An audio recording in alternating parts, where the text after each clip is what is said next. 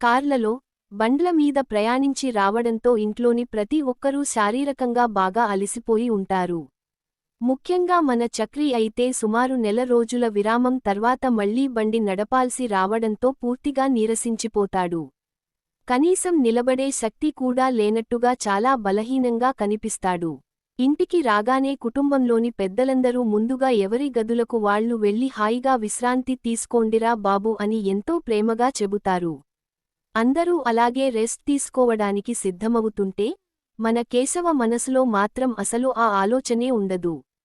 అతని మెదడులో కేవలం ఒక్కటే ఒక్క ఆలోచన గిర్రున తిరుగుతూ ఉంటుంది. అదే మన శైలు. శైలు గర్భవతి అనే షాకింగ్ నిజం తెలిసినప్పటి నుంచి కేశవకి కంటి మీద కునుకు లేదు, మనశ్శాంతి అసలే లేదు.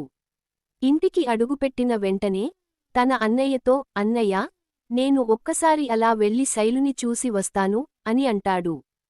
పెద్ది కూడా కేశవ మనసులోని ఆందోళనను, శైలుని చూడాలన్న ఆ తరాన్ని ఇట్టే అర్థం చేసుకుంటాడు. త్వరలోనే పెళ్లి ముహూర్తం ఫిక్స్ చేయాలని, ఇక ఈ చిన్న వంకతోనూ పెళ్లి ఆపడానికి వీలు లేదని గట్టిగా చెబుతాడు. అయినప్పటికీ కేశవ మాత్రం క్షణం కూడా ఆగలేక, లేదు అన్నయ్యా, నేను ముందు వెళ్లి ఒకసారి చూసి వస్తాను అంటూ వేగంగా బయలుదేరిపోతాడు.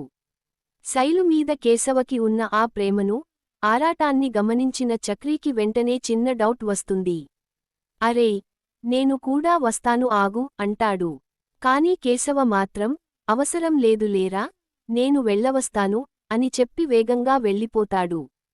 కేశవ వెళ్ళగానే చక్రీ తన అన్నయ్యతో, అన్నయ్యా, నాకు ఒక చిన్న పని ఉంది, నేను కూడా ఒక్కసారి బయటికి వెళ్ళవస్తాను అని చెప్పి ఎవరికీ పూర్తిగా దొరక్కుండా అక్కడి నుంచి జారుకుంటాడు.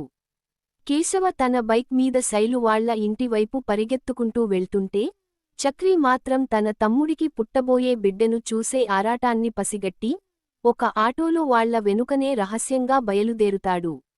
ఇక్కడ కేశవ నేరుగా శైలు వాళ్ల ఇంటి దగ్గరికి చేరుకుని వెంటనే ఆమెకు ఫోన్ చేస్తాడు. ఎక్కడ ఉన్నావు అని ఆత్రంగా అడుగుతాడు. శైలు కూల్గా, ఇంట్లోనే ఉన్నాను కేశవ, పొద్దుటి నుంచి కొంచెం వాంతులు అవుతున్నాయి అని చెబుతుంది. అది విన్న కేశవ మరింత టెన్షన్కి గురై, ఇంకా ఇంట్లోనే కూర్చుంటావేంటి, త్వరగా బయటికి రా, మీ ఇంటి వీధిలోనే ఉన్నాను అంటాడు.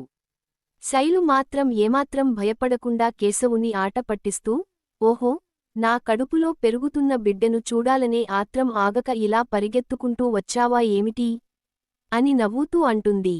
గడిచిన 2 రోజులుగా ఎటువంటి ప్రశాంతత లేకుండా తీవ్రమైన టెన్షన్లో ఉన్న కేశవకి ఈ మాటలు వింటే మరింత కోపం ముంచుకొస్తుంది.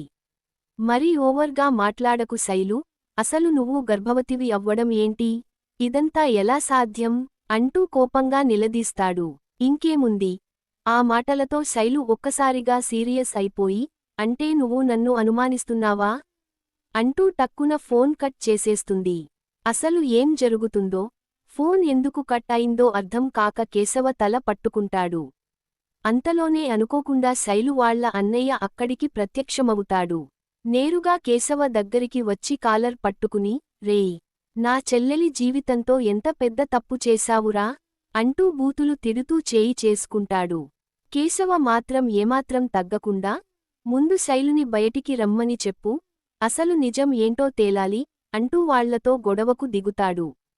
అప్పుడే శైలు వాళ్ల నాన్న కూడా అక్కడికి వచ్చి, రేయ్, చుట్టూ జనం చూస్తున్నారు, రోడ్డు మీద ఇక్కడ ఎందుకురా ఈ గొడవ అని వారిస్తూ, ఇద్దరూ కలిసి కేశవాని బలవంతంగా లోపలికి లాక్కొని వెళ్తారు.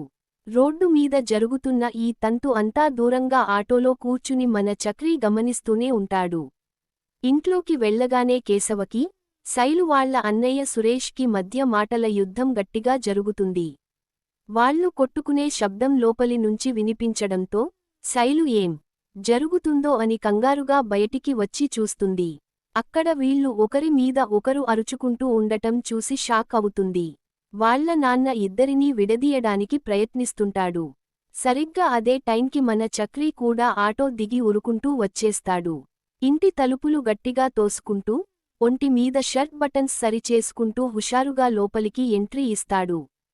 చక్రీ రాగానే శైలు వాళ్ల అన్నయ్య సురేష్ని చూసి, ఏంట్రా అలా కళ్ళ హాలంతాళ్ళ ఏరా హాలంతారజ్జ ఏ సై చూస్తున్నావ్ నా తమ్ముడిని చంపేస్తానని బెదిరిస్తున్నావా? నువ్వు ఏంట్రా అంత పెద్ద తోపువా? బయట నిలబడి అరుస్తావా? అంటూ సురేష్ మీద ఎదురు దాడికి దిగుతాడు. కేశవ అయితే వెంటనే చక్రీని ఆపుతూ, రేయ్, నువ్వు ఎప్పుడు వచ్చావురా అసలు? వీడికి సపోర్ట్గా నువ్వు మాట్లాడకు అంటాడు.